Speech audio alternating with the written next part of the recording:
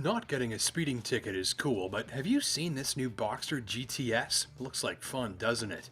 This is the highest performing version of Porsche's entry convertible, and as a GTS, it's a compelling package in terms of bang for your performance buck.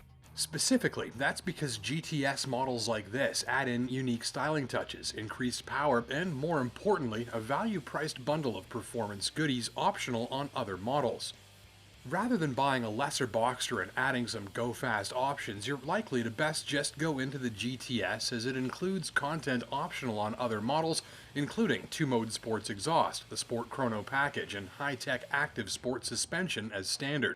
Also, there are exclusive blacked-out wheels, special badging, smoked light lenses, and more. This is two cars in one, a high-performing track day-ready drop top with authentically thrilling performance moves, and a road trip-ready convertible that's friendly to use every day of the year. Let's start there. Boxster's engine is in the middle, which has numerous benefits, including that you get two trunks, one up front and one in the back. So here's a baby supercar that's got as much trunk space as your yoga instructor's Honda. As two-seat performance convertibles go, Boxster is accommodating and easy to live with. Getting in and out is a cinch. Doors open wide, the openings are adequate, the cabin is relatively open and inviting, and just about anyone will find their way into and out of their seat with ease. Once seated, there's adequate storage for smaller items thanks to handy door pockets and a center console bin that's shallow but will keep your phone and wallet stored away nicely. Finally, it's relatively easy to see out of as cars like this go, easy to maneuver via a relatively small turning circle and a good backup camera, and most if not all controls and interfaces are easy and logical. There's a gorgeous instrument set, top-line detailing and trimmings, and a console that lets you open and close the roof in seconds, right next to the controls for manipulating the full spectrum of custom performance goodies, which we will be looking at momentarily. My tester got a powerful stereo, heated and chilled seats, and a climate control system powerful enough to keep you toasty with the top down even well into cool nights.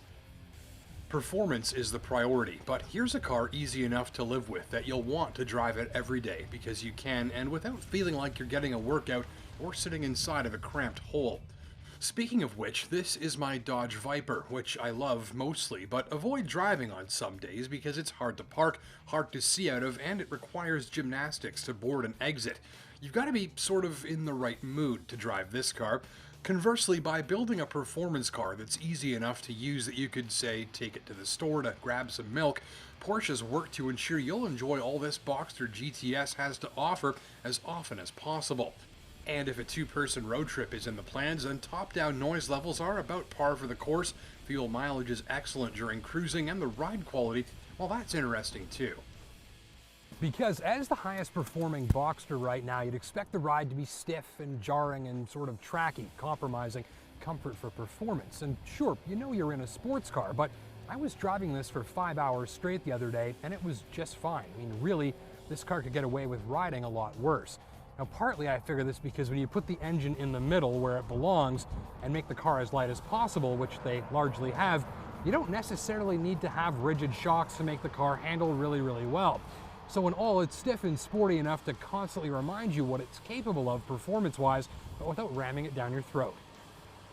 So, what is the Boxster GTS capable of? Well, here's the sticky. The mid-mounted engine, which I can't show you without a hoist, is a new generation flat 4-cylinder of 2.5 liters displacement, turbocharged for 365 horsepower and over 300 pounds of torque.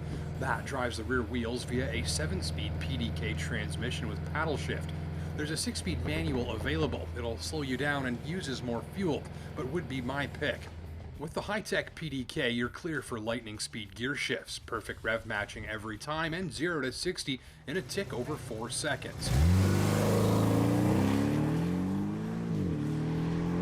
Suspension toggles between normal and sport modes at the click of a button, and in that sport mode, the body is kept closer to the wheels more of the time, and you feel a higher resolution image of the road beneath.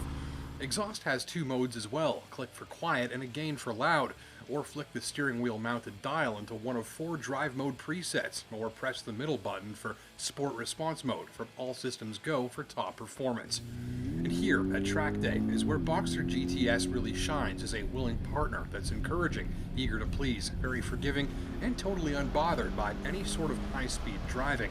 As all mid-engine Porsches tend to, the overwhelming sensation communicated to the driver is, yep, we got this. The car feels naturally athletic, never makes you feel like you're in a fight, and works beautifully to support you regardless of your skill level. And as that increases with some experience, you've got a ton of capability to grow into, and you'll feel like a rock star for all of it. Steering is fast and sharp, and little tiny heavy inputs guide the car around just like a go-kart. The brakes work better and feel more precise the harder you use them, too. Here's a car that flaunts its best stuff when you drive the pants off of it. Also impressive, fluid temperatures don't even creep up after many hard laps. This thing handles anything from a highway drive to some lapping day fun without breaking a sweat.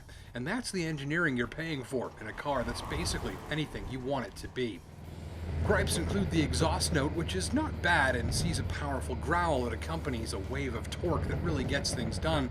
But if you're coming into this Boxster out of a few-year-old unit with the former Flat 6, you're going to miss the exotic high-revving scream and may find the Subaru WRX-like sound of this new engine to be a downgrade. Second, as hot Porsches are, it is expensive. Boxster starts at $66, the GTS starts at $95, and a laundry list of custom options makes this one $114. That's money well spent if this car's feel, pedigree, everyday friendliness, and finely tuned performance and lightweight thrills are things that you're willing to pay for. But there are other options for big fun in the sun too, and here are a pair of my favorites. This is the Mazda MX-5, similar concept, light, frisky, fun, and though not nearly as powerful or advanced, it's a third of the price of a Boxster GTS and will see you smiling just about as widely. Or if you like horsepower very much and have a great big pair of... never mind. There's the Merkel versus Trump comparison, Boxster GTS versus Corvette Z06. The Z06 and GTS share a similar starting price, and the Chevy is just a tad bit more angry looking, and that was sarcasm, and it's got nearly 300 more horsepower and is only a touch heavier. It's always nice to have choices, after all. Thanks for watching.